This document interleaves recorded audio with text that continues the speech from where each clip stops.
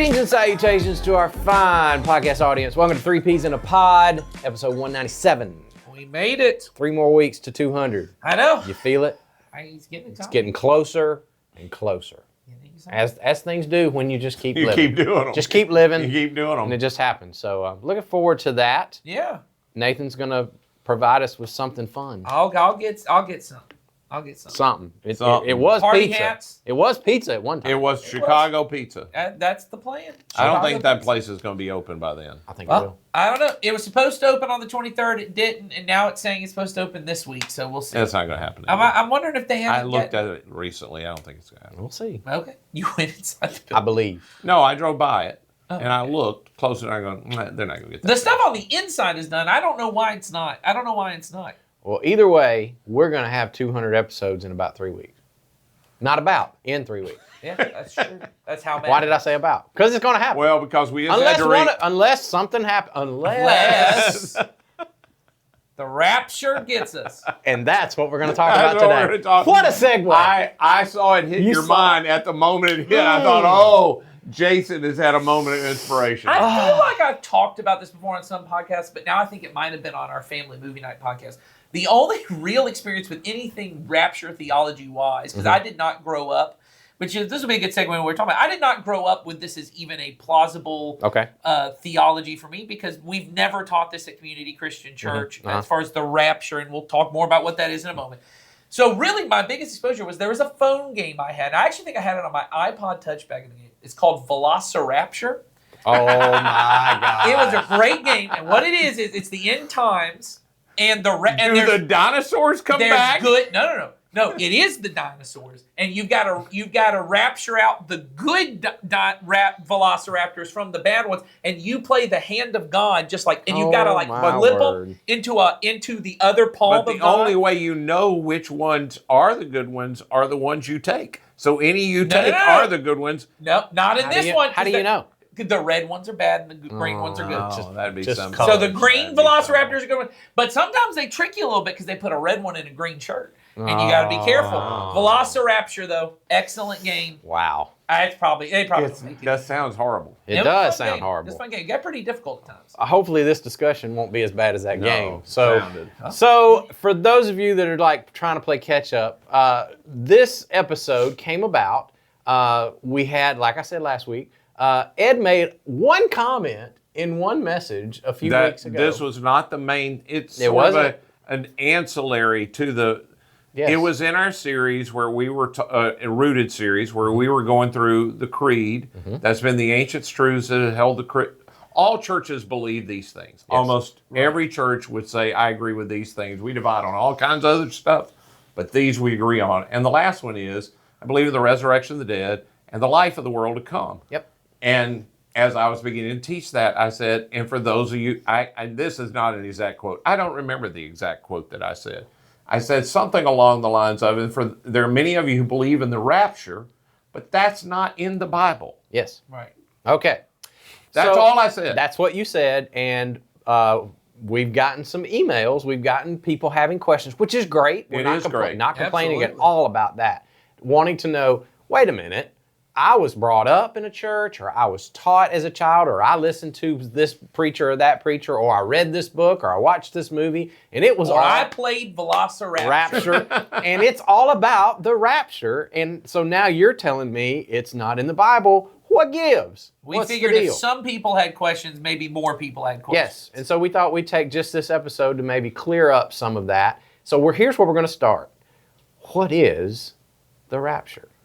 So I'll tell you what, I did grow up in churches, even though I didn't become a Christian until, I did not become a Christian. I don't know if the church I became a Christian in believed this or not. I didn't hear them teach it.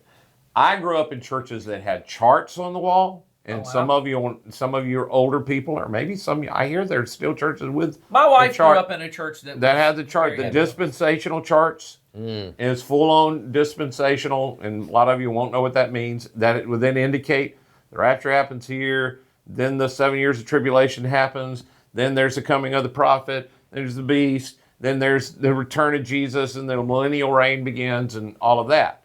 So I grew up in all of that, and there was a time in the late when I was a young child, where every youth event you went to, they either talked about the late great planet Earth, which is based on that philosophy. Yep. And they played the movie called A Thief in the Night, where people were smoking dope, which I had done just before going to the youth rallies. and those people got left behind. And then there was a Left Behind, all that kind of stuff. The dope smokers got left behind. Yes, they did. Okay, I thought you meant the people watching the movie. No, the Christians. And I said, that would have been up. an interesting experience. Watching the movie, some people get taken.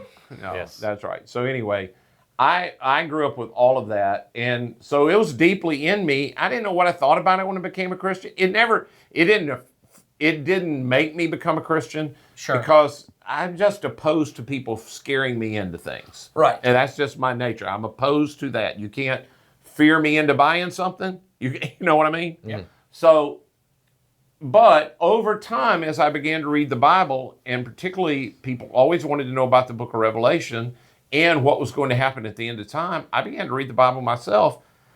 There's not enough in the Bible to defend what I had been taught as a kid. It's just not there. That's right. It's just not there. So to clear the deck, when people describe that term, the rapture, what they're describing is an event that happens where Jesus comes and snatches all the Christians out of the world and leaves everybody else here on earth. And then a period of time comes where bad things really happen to these folks, and they get another chance. Tribulations and stuff. They get another chance to believe in Jesus and trust Him. And then, I'm oversimplifying. Yeah. Then there's the end of the age where Jesus comes back, and ball game's finally over. well, actually, then it depends on which version you are. It doesn't Again, matter. I know I'm oversimplifying. Yeah, but that's what they mean when they say the rapture. It's that whole thing. That's people disappearing, and it's all the Christians are gone. And there's That's people what that are was left classically taught in churches on the wall with the charts. Yes. And in the books and Left Behind books. That's what all of that. Yep. But what I have discovered in talking to people about the rapture, when you talk to most people, what they mean when they say, I believe in the rapture, is they mean, I believe Jesus is coming back to receive His own. Correct. And Now that's different. That's all most people. When I have gotten down to it, what people mean is, I believe Jesus is coming back to receive His own. And I believe that too, because that's in the Bible. Correct. Yes. And so I say to people when I've finally gotten to it, what do I believe about all of that? But this other thing, this rapture theology, I just say to people, you ought to just say you believe in that. I believe that Jesus is coming back, and I think the right way to say this, not that I want to quibble over words, because I'm from Mississippi, so that wouldn't be our forte. I think the right way to say is Jesus is coming back to be with His church, not to take His church somewhere, because at the end of the age, the new city of Jerusalem, the new heavens and earth are going to be here. And He's going to be with us, not we are going to be with Him. He's coming to be with us, and God gets what He wanted in the Garden of Eden, a place where we and Him can be together. This becomes the temple we were also always supposed to have to be with God. And I think also, to be very clear, and I'm kind of speaking for Ed here, but I think when you said what you said in that message, what you were saying was that first way of me defining the rapture is the part that's not in the Bible. And I also, to be clear, what he meant by that was this, what we call rapture theology, of that construct of Jesus secretly snatching His church out and leaving everybody else for a time. That teaching, that doctrine, did not enter into the Christian consciousness until the 1800s in a very specific place. Yes, and I'm not trying to equate these two, but there are sociological things that go on in certain times in history that things happen. So this also happens at the same time. In this period of history, if you take a certain period of time from this period of time to 60, 70 years, there's a lot going on. At the same time, Mormonism begins. That's right. Right. It's all about the same time. Not very long after that, Jehovah's Witness movement begins. That's right. And they all have these things about I have a new understanding about this that no one's really understood until just now. Right. There's sort of a turmoil going on in the United States. The Civil War is just about to happen. This gets a big push in the South when you ever wonder why it's more believed in the South than it really is other places. Well, there's some, I don't even want to get into all the reasons that's true, but the guy who promoted it, Darby, he had some really off-track racist views as well. He did. That a lot of Southern churches really, and I'm not saying anybody that has believed this in the last 40, 50 years, I don't think any of the people that taught you that had any of those ideas. No. I'm just saying that's where it came from. Maybe the generation or so before them who taught it, things change over time. All of this is, it won't even be 200 years old for another 7 or 8 years. That's right. Right. So it's recent in the history of Christian. Very new. There haven't been Christians for 1,700 years that looked at any of the scriptures that people have looked at recently and said, this is what they mean. That's right. And so you have the classic scriptures people look at and they say, there's a passage where Jesus says, it'll be like it is in the days of Noah, where one will be left and one will be taken. And in the rapture theology, you want to be the one taken. Yes. But in the days of Noah, you did not want to be taken. The taken people were the ones outside the ark, and they're taken away by the water. Well, and to be clear, go back and read that passage. The context that Jesus is speaking within, he's speaking about the coming destruction of Jerusalem. Right. Sure. And being taken was when the Romans would come and take you away from That's your right. home and your family. And so the people left behind are the ones going, "Whew, thank God." That's exactly right. But again, the modern way of viewing that scripture, it has been flipped on its head. It's been flipped. And it's been taken out of context. That's exactly right. So that's the first classic place where people go. There's also another classic passage where Paul's writing to the Thessalonians, and he's talking about there's a coming a time, because they were all worried about their friends and family who had just recently been martyred, and they're worried, oh, maybe they're going to miss out on the resurrection. Miss out on that's right. And so he comes in and says, no, those folks are fine. When Jesus comes, they will be resurrected. And then he says, we will meet the Lord in the air. Right. And a lot of people think, well, that means heaven. That's right. And it doesn't. It doesn't. Mean that In context, that does not mean heaven. It does not mean going to heaven and everybody else staying down. Well, and actually in the Thessalonican, they would have taken it, they would have seen Romans do this all the time, that there are people that the citizens come out to meet the emperor. They're all coming together. There you go. And it's the greeting of the king to come to be with them. Yep. Right. It's not them going anywhere. They are coming to welcome the king to be with them. Exactly. In fact, can we link 2 videos to this I don't podcast? see why not. It's our podcast. It's our podcast. There's a couple of videos that take all of the things that we just talked about and kind of do a really good job of succinctly talking about Because the dude is smarter than us. much smarter than us. So we're going to put those links in the description, and you can watch those on YouTube. So, Yeah. He's a professor at Asbury Seminary, which, if you remember, they had a revival that we talked about in a podcast somebody asked us about. Yep. And he's a really, really bright man that talks about this whole thing as well. Exactly. So when I say that, that's what I mean. The 4 things I've summed up for people when they ask me, what I believe Jesus is definitely coming back to be with his church. I don't believe there's anything left in history to take place that would prevent Jesus from coming back at any moment. I believe all things are in place that Jesus could come back. So we need to be ready, because the phrase Jesus used is, he could come like a thief in the night. We have to be ready. And a thief doesn't tell you when he's coming. There are no signs. There aren't any notes. You don't go and say, hey, you'll notice 3 houses down now have been hit. You ought to pay attention. It's just going to happen. I believe that when he comes, the whole ball game of this age is over, and the life of the world to come will begin, which is what the original message was about, which was the life of the world to come. What will happen in the life of the world to come? So that's what... Do you think that cleared it up? I don't know. I don't even. I also want to say it's okay with me if you believe the other stuff. I don't think.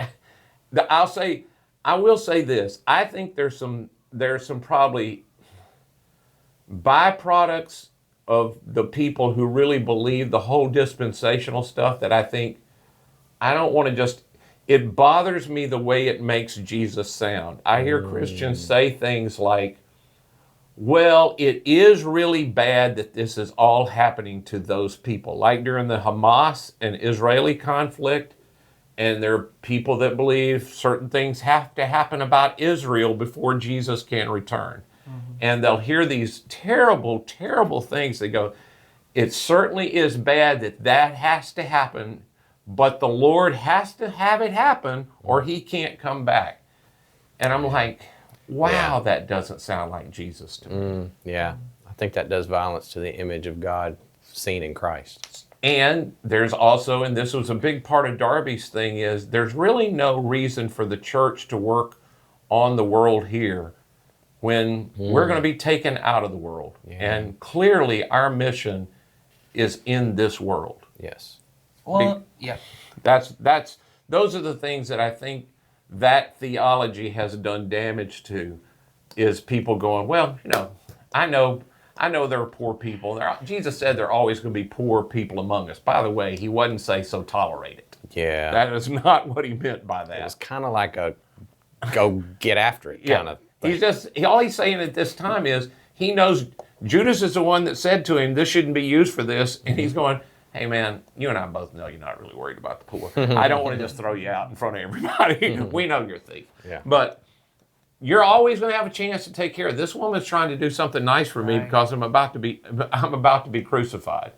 He's just saying you'll always have a chance to do that. Let's let her do this. But he was not saying forget the poor and don't try it, because it's hard to read Matthew 25 when he says, hey, at the end of time, goats and sheep are going to be separated, and part of it's going to be whether you took care of the poor or not. The other thing that you just brought to my mind that I think is another negative consequence of the full theology of the rapture is that it has instilled a huge sense in Christians even of fear wrapped around the age to come. Yeah. And I hear that a lot. And I will say, to a degree, when I started coming of age and kind of getting in this mindset, it did not inspire love towards Jesus in me. It inspired a lot more fear and a lot more dread, and something I was not looking forward to. Thankfully, I have shed myself of a lot of that in my adult years. But the early church, as I read the letters from the apostles and all of the history of the early church, there was not a sense of fear attached to the coming age that Jesus was going to usher in. It was an anticipation, and therefore we live in it now to prepare for the day when he brings it fully. It's that coming but not yet kind of thing. Right. And it was a forward-looking, hopeful, excited, it draws out love and care and mercy out of me for the people around me so that they can too participate in this coming kingdom that is available in Christ. So what I see a lot of this rapture theology is, you better watch out. It's going to come, and you better get ready, or you're going to get left behind. That's and right. It does nothing but, even in Christians, they're all like, maybe you haven't seen that there are videos online where people will pull pranks on believers, where they will make them think that the rapture has happened. Right. I've seen these, and they're genuine. And these people, it's terror, it's panic, and it's not the way of Jesus. And so in anything, true love drives out fear.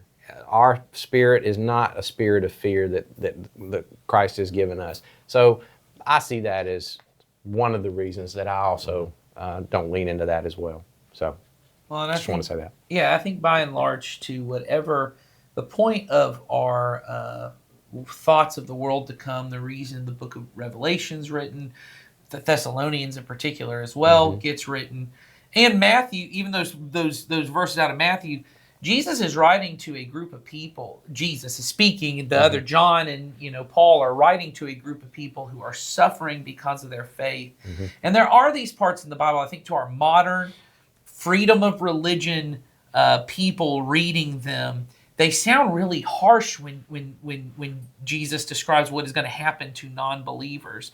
And I think at times we go, oh, that makes me really uncomfortable to think about. Or you have the other side, which is like, oh, go get them. Yeah.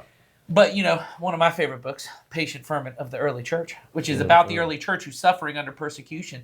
It's pretty interesting. A lot of the prayers that are written by the early church fathers are about, we know, as Paul says in Romans 12, vengeance is for the Lord. Your job is to love your enemies. Your job is to pray for those because, and we miss this, it's a little easier, honestly, when my persecution is someone called me stupid on the internet for believing in God. It's still fairly easy to go, I hope they get saved one day. And I hope they get, it's really difficult when someone just took your pregnant wife and threw her to lines and cut open the baby and leaves the baby out to die. It's really hard to sit there and go, now how can I love that person? Right.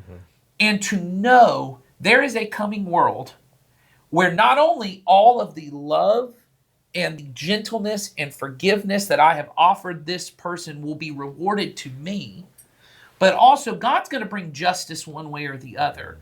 There's a way that it actually allows me to do the Jesus way. Yep. That I go, and when I know there's coming a kingdom where I will have no wants, man, I can be more generous in this world because I don't need, it isn't a YOLO thing. I don't need to get every vacation. My kids and I were talking about, we have multiple friends who they've heard about, oh, my friend went to Europe, or my friend did this, and they go, oh, I'd love to go. I said, I'd love to go to Europe one day too, and hopefully that'll happen for me in this life.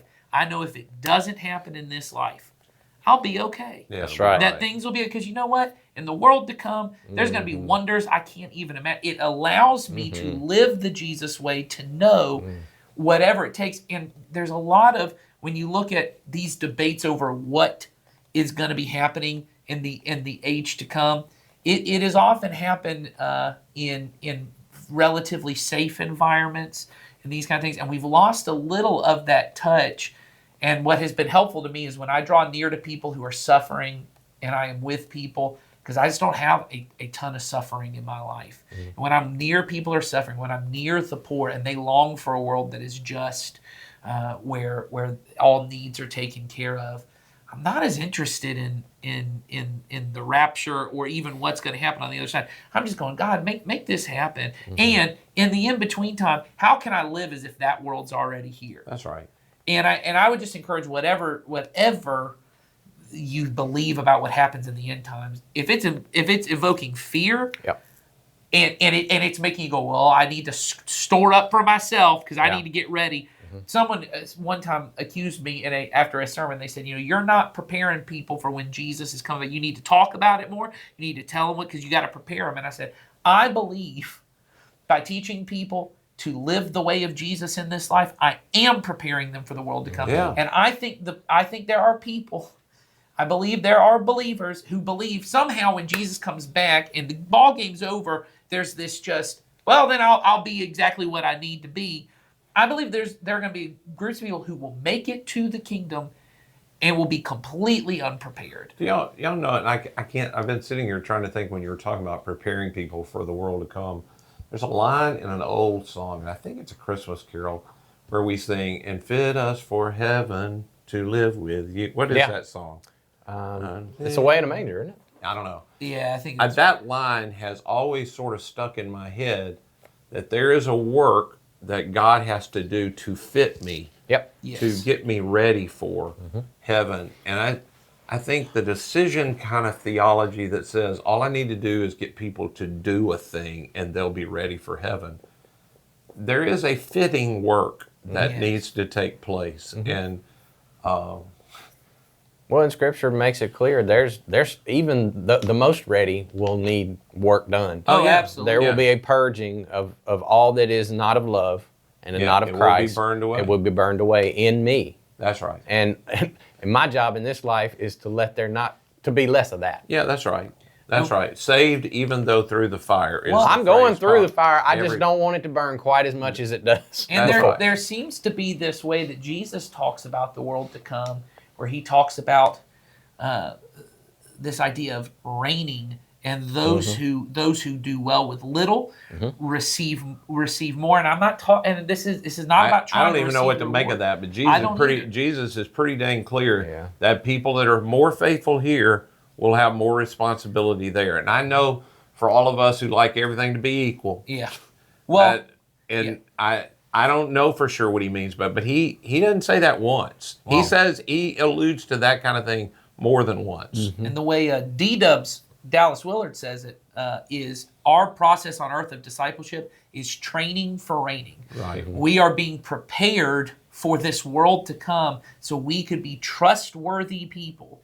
I remember my wife often helps me write a lot of stuff. A lot of people don't know that. My wife is very involved with a lot of my stuff and just has lots of good thoughts on stuff. And one time she wrote this thing for our students years ago, and I was performing it. Because she does not like to be on camera. If you ever met my wife, she don't want me taking pictures with my phone of her. Hey, you look nice today. Delete that picture.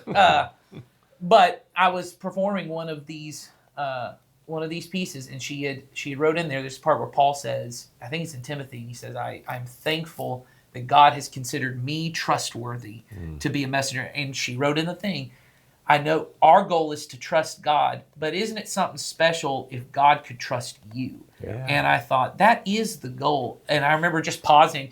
Bill was running the camera at the time. I said, hang on, I got to think about that for a second. That's really good. This thought of God would consider me trustworthy, that there is a world to come.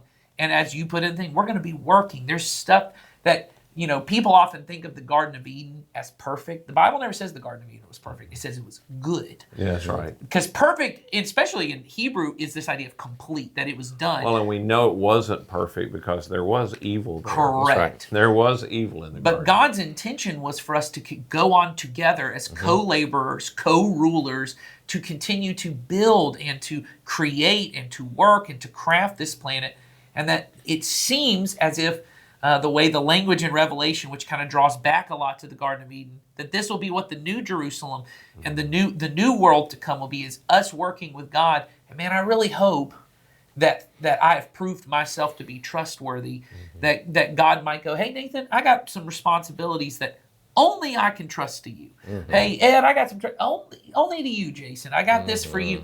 That would be such an honor. And so my hope for people who are listening, because I told them before we fell, I just don't have a lot to say about the rapture. It's never been a part of my story. I just don't know a lot about it. What I would say is, if it's instilling fear, or if it instills this idea to you of, well, my job's just to get the decision made, and that's fine. And I got to get other people just to make decisions. Who cares? If I got to scare them really good and get them to make a decision, that's fine. We want to be a community of people who are training one another, that when we meet one another in the world to come, it would almost be sometimes a little hard to recognize when we go, oh, look at what God's done in you. Oh, look at this. This is the real you. And what a beauty that is. Yeah. That would be a wonderful thing. Yes.